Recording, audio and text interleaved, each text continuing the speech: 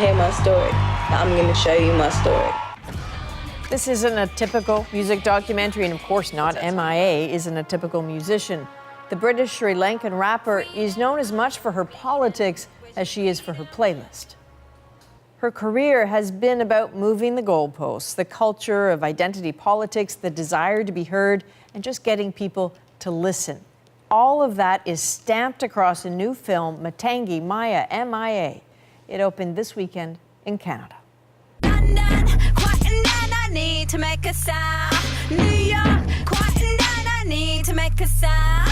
From the moment she burst onto the music scene in 2004, MIA's voice has been unapologetically fierce and fiercely unapologetic. You wanna go, you wanna win a war. Like PLO, don't surrender. Stirring controversy with her lyrics and her videos, and not one to pass up the opportunity of a big stage to make a big statement. Super Bowl showdown over the big game's blockbuster halftime show. The NFL is now suing rapper MIA, but instead of issuing an apology, MIA is fighting back. The bigger the spotlight, the more MIA has stood up for the causes that drive her.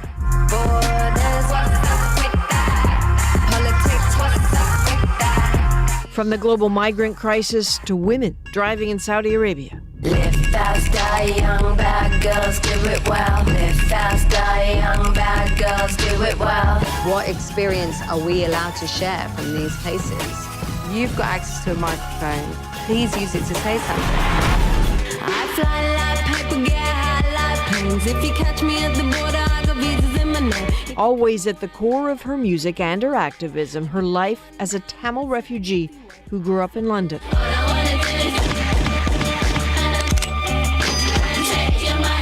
That song about stereotypes attached to like immigrants and stuff like that is that they come and take the jobs and take the money. Born Matangi Arupragasam, she grew up as part of the ethnic minority Tamil community in northern Sri Lanka.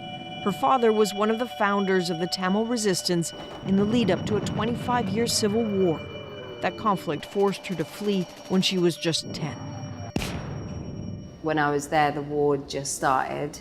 So I remember it not being conscious of the fact that you're Tamil, and then suddenly being really conscious of it because the war just started. So then when you come to England, they hadn't had Sri Lankan refugees before. So when we landed, people didn't know what we were. They had the Brixton riots in '81, and 4 years later, you come and it's still, there was a lot of racist tension, you know. So yeah, it was just like learning that, oh, you're something else and it's not even the thing that you really are. And you're just sort of lumped in this category of brown. Matangi became Maya, a refugee with an ambition to become a documentary filmmaker. How Maya then became MIA started with a phone call on the day she graduated from art school. I got a phone call saying my cousin is MIA. And he and I went to school together when I was in Sri Lanka. And when he went MIA, I felt really guilty by that, you know, that somebody my age was, and my favorite cousin had to make that decision to fight for, you know, his people, and that I was outside an art school, just graduating with a fine art degree and didn't know what to do with it, you know. And it just sort of really knocked me sideways, you know. And that was the first time I felt really connected to back home to Sri Lanka and the concept of people like me and people my age and what they were doing there. And I needed to go and investigate. When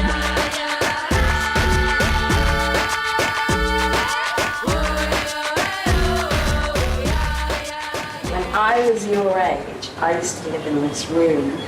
What started as a journey to reconnect with her family and find her cousin who went missing during the war became something much bigger. That's you, and that's my little brother. 2 out of 6 boys are dead. There's a genocide going on.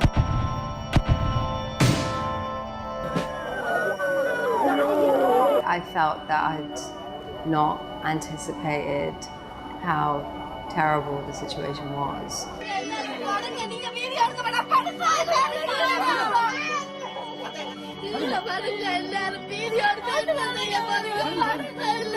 I think every day there was a new event and I was learning new things, and the government had just bought these new fighter planes from Israel, the MiG-23 planes, and they were going on like a 3-week offensive in Jaffna, which is the town I came from, which is why even in the movie, though I go to Sri Lanka, I still don't go back to my actual house in Jaffna because the government was bombing it every day.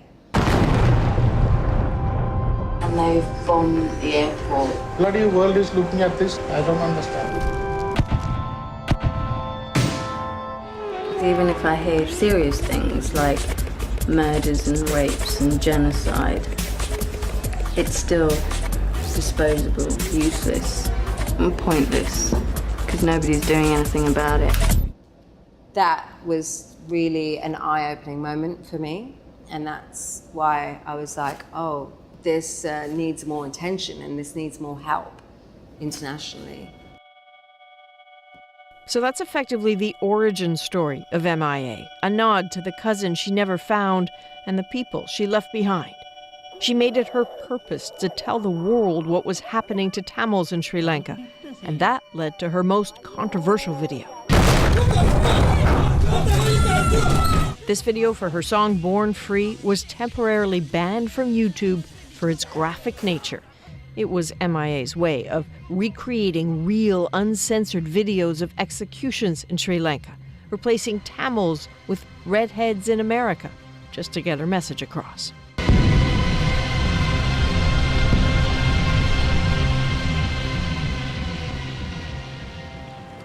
I need to keep the immigrant story in all my work, always, because that is what I'm trying to make sense of. We're used as a scapegoat to Brexit. We're used as a scapegoat to build a wall. But people have always mixed and mingled and moved, and interesting things happen because of it. So, yeah, I think it's interesting when people were like, why are you talking about this? You know, just why do you want to talk about the fact that you came from the council flat or you're a refugee? Like, you know, just like be creative without having to talk about those things. But yeah, I'm just an artist that draws on real life and real experiences.